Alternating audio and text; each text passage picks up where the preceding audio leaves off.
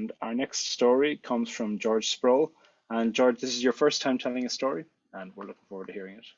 Thank you very much. I'm just realizing I've got a stripy shirt on, so I hope when as I move, it's not giving everybody a migraine, but there you go. Anyway, this is a remembrance. My sister may not agree with it, but I think it's as close as I can remember, and it's about a pudding.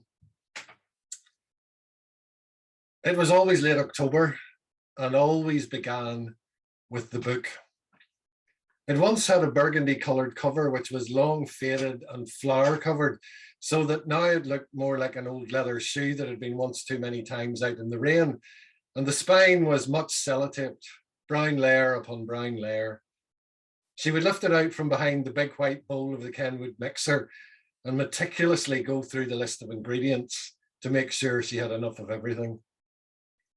The recipe heading said plum pudding, and it always puzzled me because no plums ever featured in it, but she could never tell me why.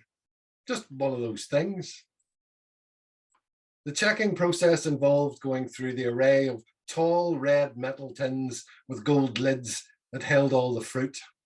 Currants, raisins, sultanas, together with almonds, peel, little plastic pots of glacé cherries all glued together, flour, eggs, sugar, spices, and baking powder.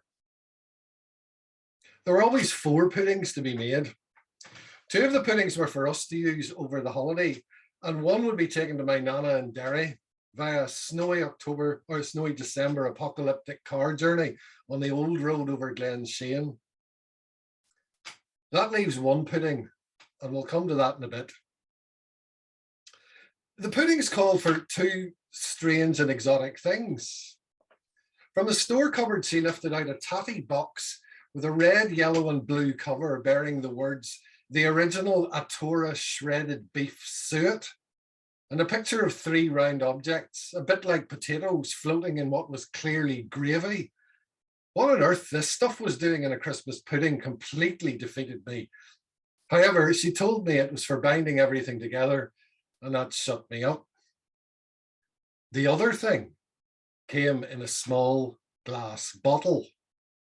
There was never usually any evidence of its existence in the house, and frequently it arrived via my father in a little brown paper bag with the top of the bag twisted tight so that the bottle wouldn't slip out.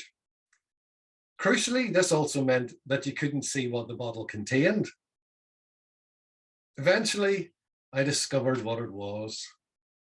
We were out one afternoon, down the Castlereagh Road on the 31 trolley bus, to the fish shop with the sawdust on the floor, to the greengrocer's, and then into the home bakery, when events took a bizarre turn. She headed across the road, and suddenly I realized she was making tracks for the Templemore Arms pub, that strange triangular building at John Long's corner. It was known as the Blue Bar and boasted that it was the only pub in the city with 3 addresses because it had a door in each leg of the triangle: Castlereagh Street, Templemore Avenue, and the Beersbridge Road.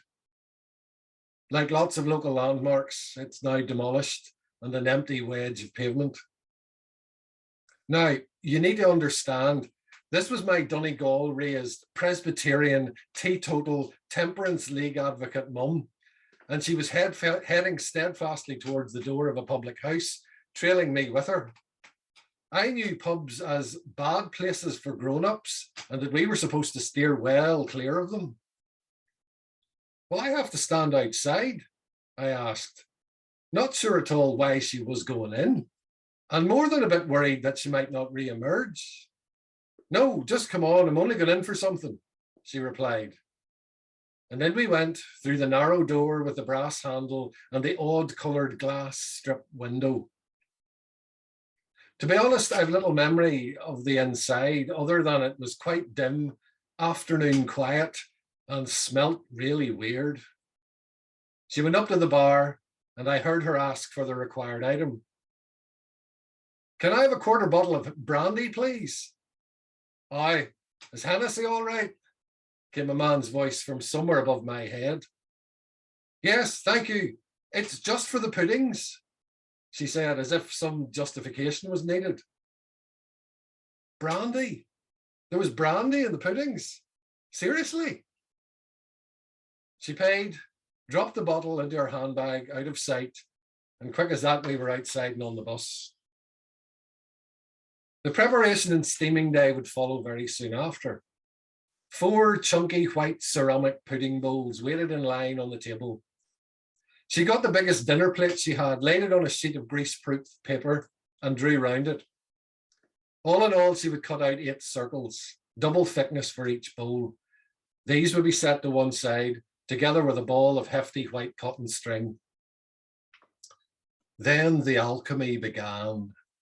The magic process of weighing out all the ingredients carefully, systematically, 4 times over. Scones and buns were never weighed out. Years of practice meant she just knew instinctively how much was enough. But this was different. This had to be just exactly right.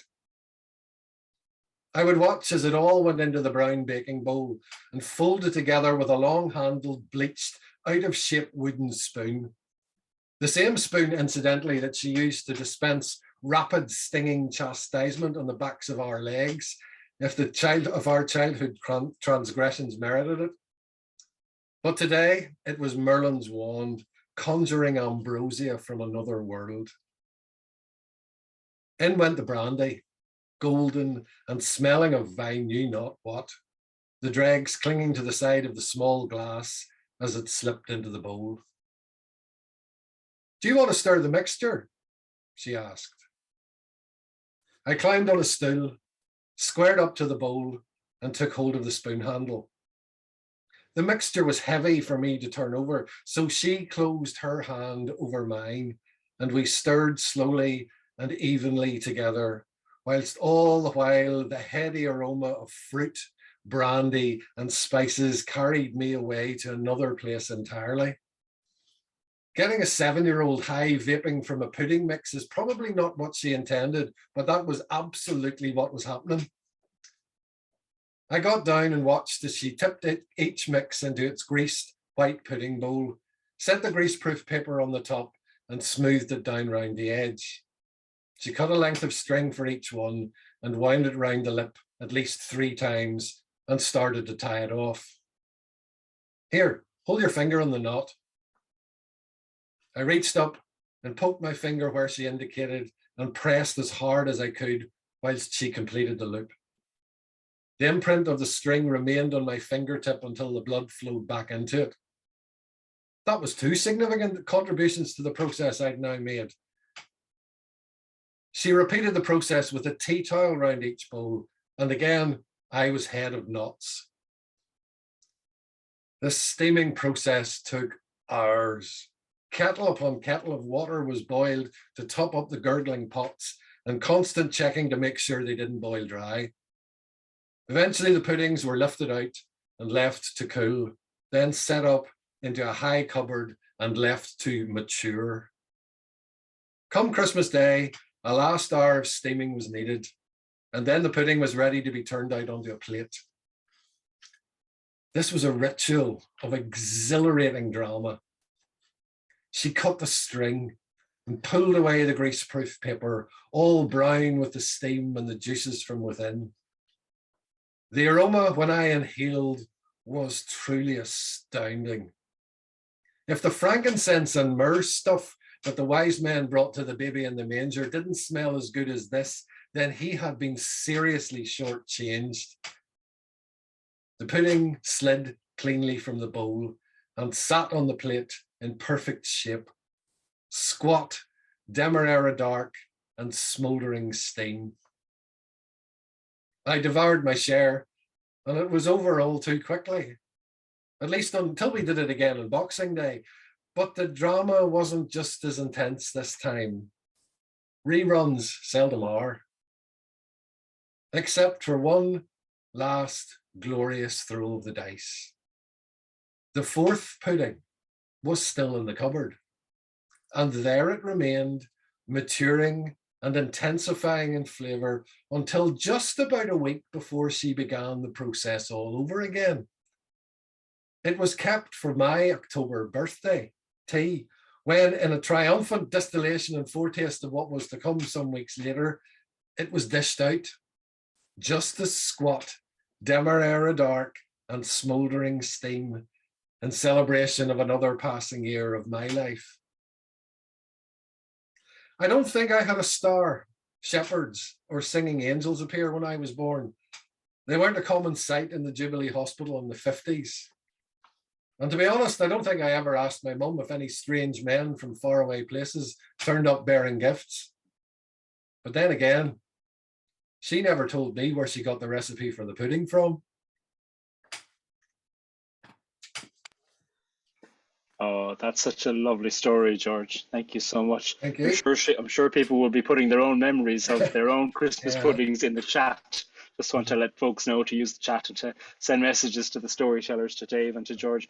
George, do you continue to make puddings yourself? Sadly and badly, no. I'm afraid ours comes from M&S. Although I did contact my sister. She has the recipe book. Oh, It's kind of almost like a filofax version now because it's yeah, collapsed, and yeah, but of she course. sent me the recipe, so Oh, I'm determined at some stage I'm going to take it on. that's lovely. Because it's there in her beautiful copper plate, handwriting. It's an immaculate Beautiful. thing. So, but yes, I'd love to try it sometime. Yeah. So. And does your sister know where your mother might have gotten the recipe from? With that, I think the recipe brew of came from my Satan. grandmother, who got it from her grandmother. Yeah. It's just been a kind of handed down thing. So, but Yeah. I love fabulous thing. the annual exception to the teetotalism. Yeah. Yeah, so it was always my father brought it, and then just for Oh, 1 year for some reason there wasn't any in the house, so which is why we ended up down the road in the pub. that's great. And her excuse to the barman as well. Yeah, oh Right, yeah, just to let the absolutely. barman know. That's very sweet.